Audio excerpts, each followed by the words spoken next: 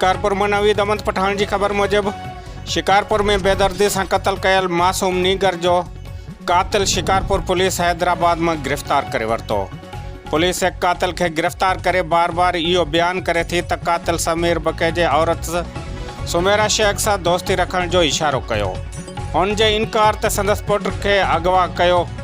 Shikarpur police जे अहम कार्रवाई मासूम बार जे कत्ल में मुलविद मरकजी जवाबदार गिरफ्तार।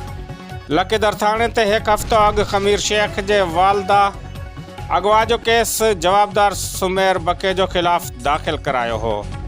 मरकजी जवाबदार सुमेर बकेजो पुलिस आडो इंकिशाफ कयो त बार के लकीदर ता अगवा करे बाद में बेदर्दी से कत्ल कयो ऐं लाश सुल्तान कोट भर से फिटो कयो वयो।